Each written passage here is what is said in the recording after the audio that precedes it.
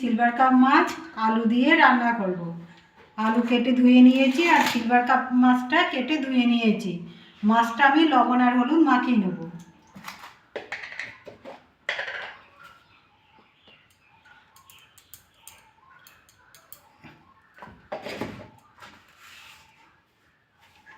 লবণ দিয়ে দেবো।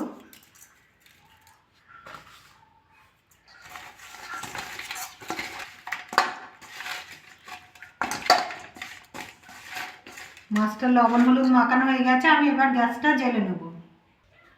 গ্যাসটা জ্বেলে কড়াটা বসিয়ে দিয়েছি। কড়াটা গরম হয়ে গেছে, সরষের তেল দিয়ে দেবো।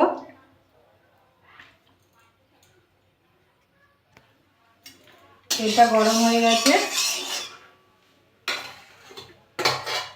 মাছগুলো ভেজে নেব।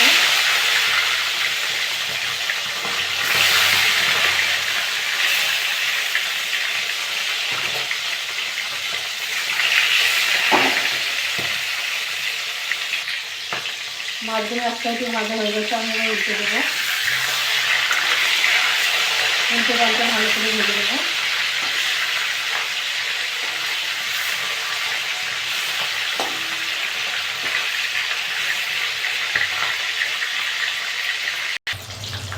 সব মাছগুলো ভাজা হয়ে গেছে, আমি এবার তুলে নেব।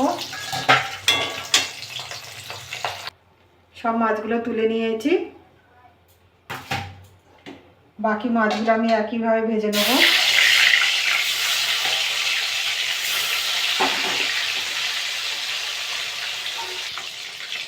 সব মাছগুলো ভাজা হয়ে গেছে, আমি এবার তুলে নেব।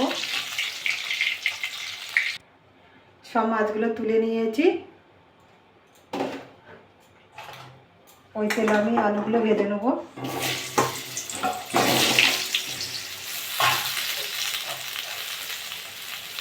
লবণ দিয়ে দেবো, হলুদ দিয়ে দেবো। আলুগুলো ভালো করে ভেজে নেব।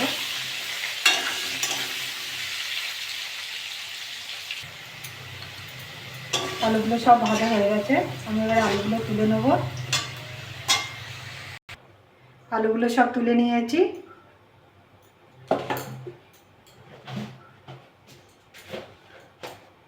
ওই তেলে আমি গোটা জিরে দিয়ে দেবো। জিরেটা ভাজা একটা গন্ধ বেরিয়েছে, সুন্দর ভাজা হয়ে গেছে, আমি এবার পেঁয়াজ দিয়ে দেবো। পেঁয়াজটা একটু ভেজে নেব। পেঁয়াজটা একটু ভেজে নিয়েছি, আদা রসুন বাটা 1 চামচ দিয়ে দেবো।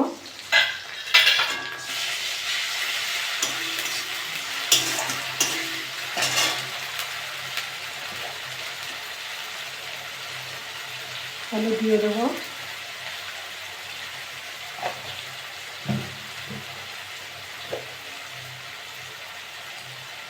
লঙ্কার গুঁড়ো দিয়ে দেবো।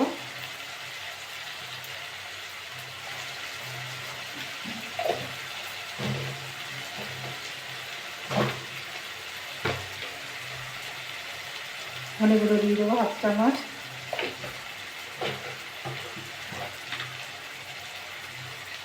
জিরে গুঁড়ো দিয়ে দেবো 1 চামচ।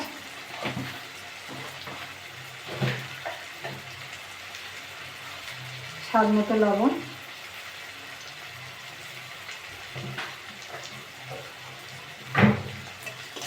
দুটো টমেটো কেটে রেখেছি, ওটা দিয়ে দেবো।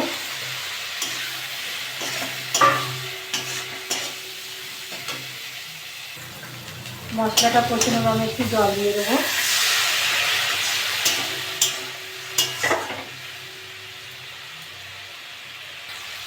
মশলা দিয়ে তেল ছেড়ে গেছে, গ্রেভিটা খুব সুন্দর হয়েছে। আমি এবার আলুগুলো দিয়ে দেবো, দিয়ে ভালো করে কষে নেবো। ভালো করে কষে নিয়েছি, আমি এবার জল দিয়ে দেবো। এই সাইডে আমি গরম জল করে নিয়েছি, গরম জলটা দিয়ে দেবো।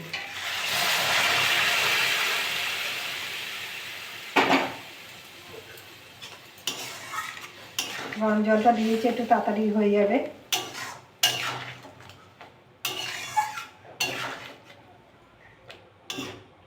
দশ মিনিট আমি ঢাকা দিয়ে রাখবো। 10 মিনিট আমার হয়ে গেছে, আলুগুলো সব সিদ্ধ হয়ে গেছে। এবার মাছগুলো দিয়ে দেবো।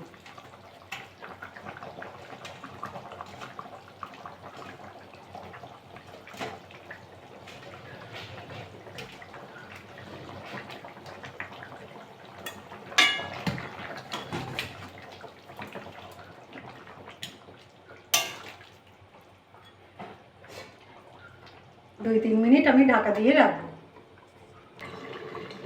আর 2-3 মিনিট হয়ে গেছে, তরকারি ফুটে গেছে, তরকারিটা আমার হয়ে যাওয়ার মতো হয়েছে। আমি একটু গরম মশলা দেবো, ছাই গরম মশলা দিয়ে নামাবো।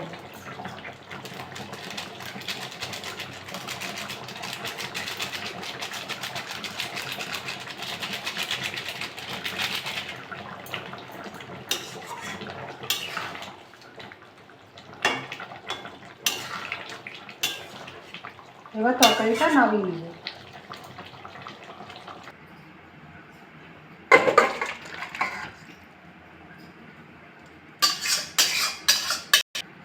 দেখুন কি সুন্দর হয়েছে। এরকম করে বাড়িতে রান্না করে খাবেন। খেয়ে ভালো লাগলে আমার চ্যানেলটাকে লাইক করবেন, শেয়ার করবেন, কমেন্ট করবেন, সাবস্ক্রাইব করবেন। ধন্যবাদ।